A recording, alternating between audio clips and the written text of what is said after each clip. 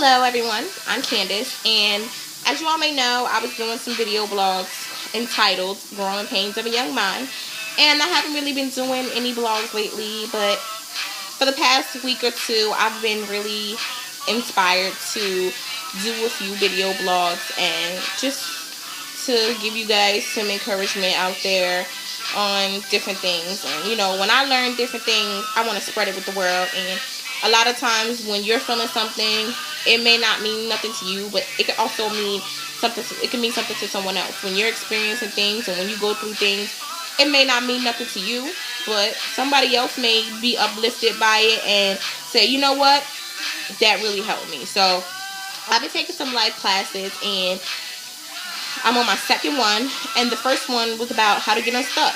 How to get unstuck from your story.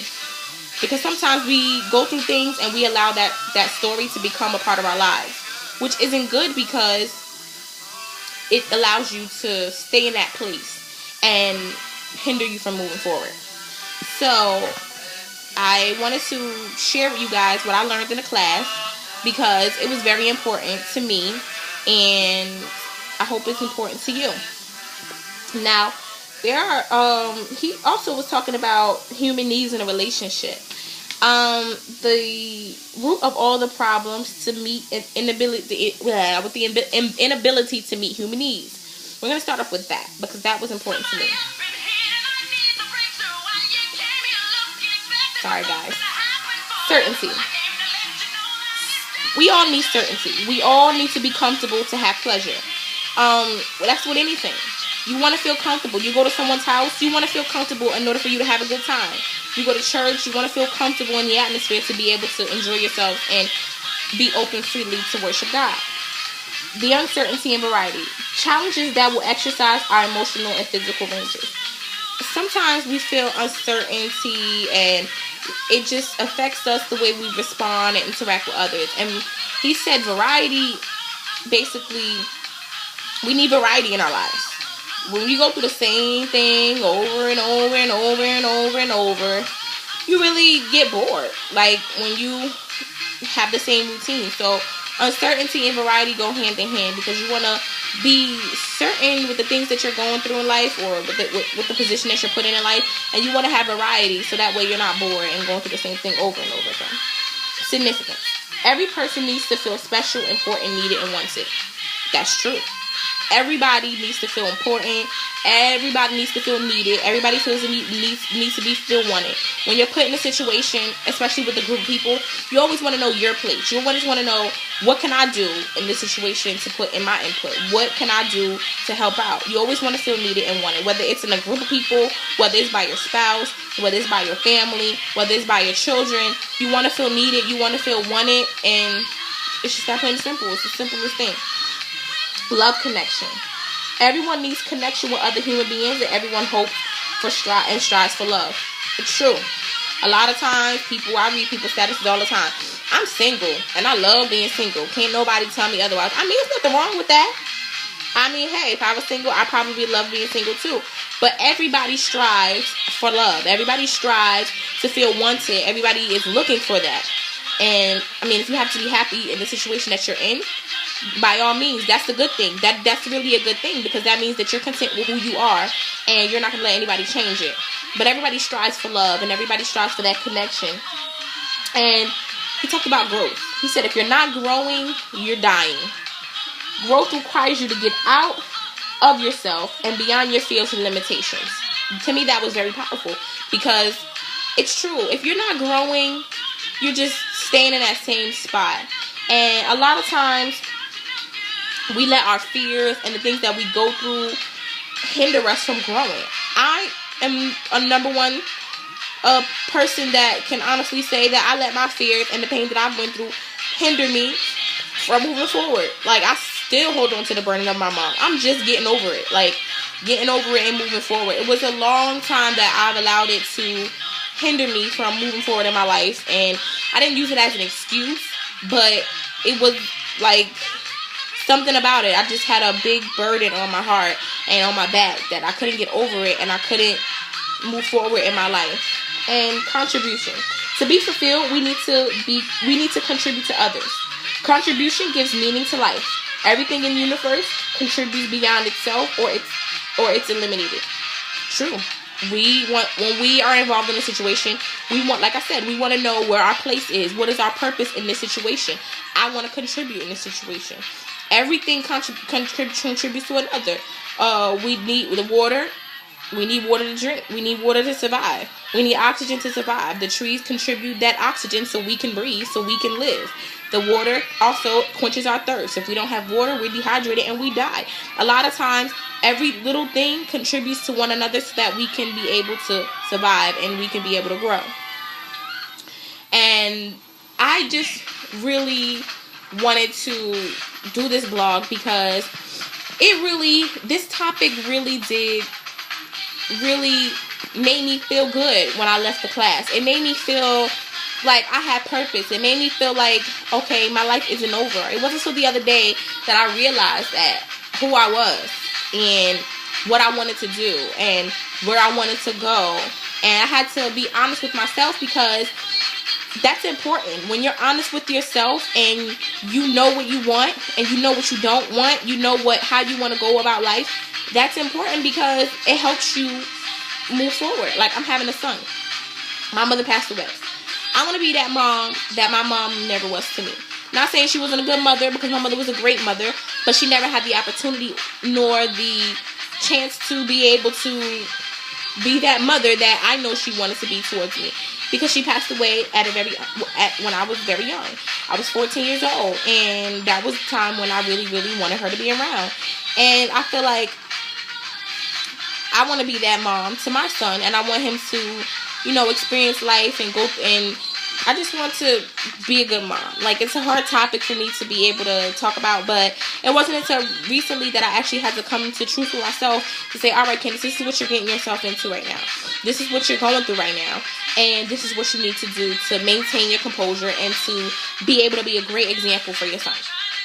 So, he gave us 6 different points as well about how to get unstuck. It said, tell the absolute radical truth. Tell the truth about who you are. What do you want? What are you willing to do? What are you not willing to do? State the facts and speak the truth. Tell the truth about who you are. Who are you? State who you are. Doesn't have to be, this is my name, and it can be, who are you? What role do you play right now, this current time in your life?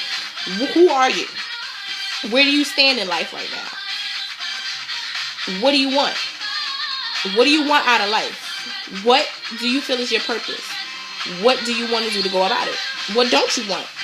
Always be honest with yourself. It's nothing wrong with saying what you don't want, because I'm like that. If I don't want it, I don't want it. It's nothing wrong with that. Say what you want and say what you don't want. Because if you say what you don't want, you'll never settle for less than what you deserve. What are you willing to do? What are you willing to do to get to where you want to get in life? You know what I mean? A lot of times people have a goal and they have a vision, but they're not willing to do anything to get to that purpose. What are you not willing to do? What are you not willing to do? What aren't you willing to do? You know what I mean? Be honest. For example, I want to open up a store. I am willing to do just such and such and such and such and such, but I'm not willing to open it in this area. I'm not willing to put this certain amount of money up. I'm not willing to put this in my store. I'm not willing to, just be honest with yourself. Say what you're not willing to do, because that's setting boundaries. And it's okay to set boundaries when it's your life, but be realistic with yourself. You know what I mean? Because sometimes we set our standards so high when it comes to certain things that it's unrealistic, and you're not willing to do it, but you're going to stay in that same place because you're setting unrealistic goals. State the facts. State the facts about everything in your life. Just, if you have to write a list, write a list. Write a list about who you, write a list. Just don't be afraid to state the facts, because the truth will set you free. Believe me, the truth will set you free. And there's nothing wrong with stating the facts, because that's called, which brings me to my last point, speaking the truth. When you state the facts about your life, you're speaking the truth about who you really are. And it's nothing wrong with that.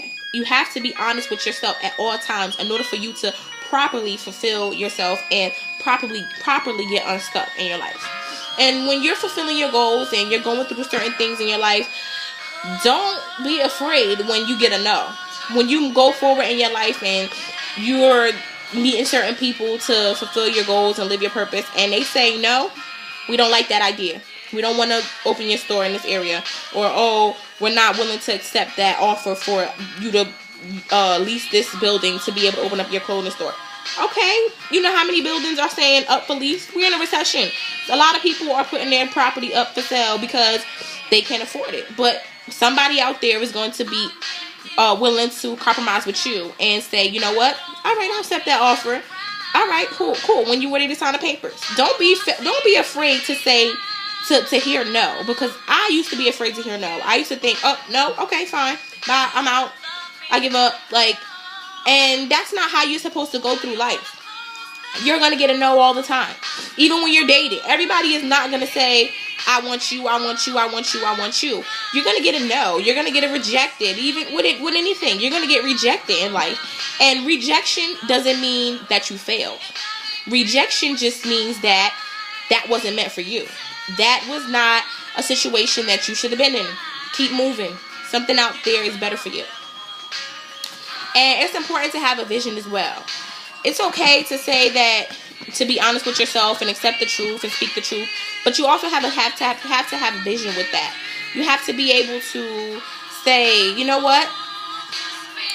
This is what I want, and this is what I'm going to do to move forward. I have my vision. I want to open up a clothing store. This is just an example. I want to open up a clothing store.